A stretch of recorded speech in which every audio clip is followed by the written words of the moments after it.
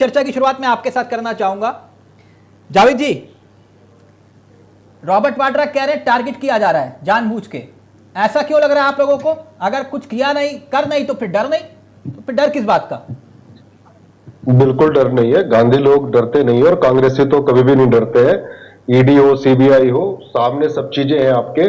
2008 का मामला है, आज 2025 है, तो ईडी कितनी नाकारा है आपको खुद पता लग गया होगा कि 2 साल इधर और 5 वो 17 साल हो गए और अभी तक ट्रायल करके उनको जेल के अंदर नहीं डाल पाए। अगर कार्रवाई होनी थी तो एक मामला और ईडी ने लगाया था 2018 में डीएलएफ के खिलाफ। हाँ। और उसमें रॉबर्ट वाड्रा को भी पार्टी बनाया था। उसमें जैसे ही डीएलएफ ने 170 करोड़ रुपए का चंदा भाजपा को दिया, वैसे ही उसको क्लीन चिट मिल गई। हाँ। फिर भाजपा सरकार गिर गई। हाई कोर्ट में इन्होंने एफिडेविट दिया कि कोई वॉयलेशन नहीं पाया गया, किसी भी तरीके का कोई कानून का उल्लंघन नहीं पाया गया। तो ईडी जो है भाजपा का वो हथियार है जो चंदा लो धंधा का नीति पे काम करती है। और इलेक्टोरल बॉन्ड के माध्यम से इन्होंने कंपनियों पे फर्जी छापे मारे हैं और उससे चंदा उगाया है। और हाँ। सुप्रीम कोर्ट ने इसको संवैधानिक करार कर दिया तो इनकी दुकान बंद हो गई है। अब फिर कोई दुकान चलाने वाले होंगे, कोई चंदा वसूलने वाले होंगे, किसी को ब्लैकमेल करने वाले होंगे। हाँ। तो इसलिए पुरानी फाइलें खोलते रहते हैं।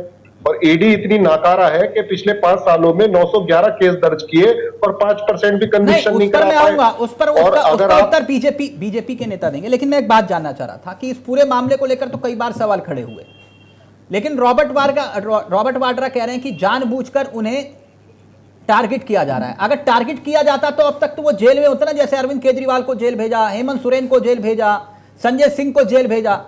इनसे तो खाली पूछताछ ही हो रही है। नहीं, थोड़ा सा दम भी तो होना चाहिए ना केस में। अब जेल में डालना है तो कम से कम 5-6 महीने तो जेल में डाल ले ताकि देखिए केस स्ट्रॉन्ग है। केस में उनके कुछ पाया ही नहीं गया।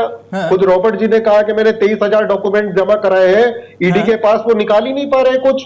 लेकिन पुलिस जब ईडी हो, सीबीआई हो, एनआईए हो या कोई भी पुलिस विभाग हो, वो केस बनाती है तो इस तरीके से केस बनाती है ताकि बेल जल्दी से ना मिले। जब कुछ होगा ही नहीं तो अगले दिन बेल मिल जाएगी। तो फिर जो भाजपा की जो ईडी है, इलेक्शन डिपार्टमेंट है, इसकी नाक कट जाएगी। वैसे ही कट चुकी है, जो बच्ची कुछ है वो भी कट जाएगी।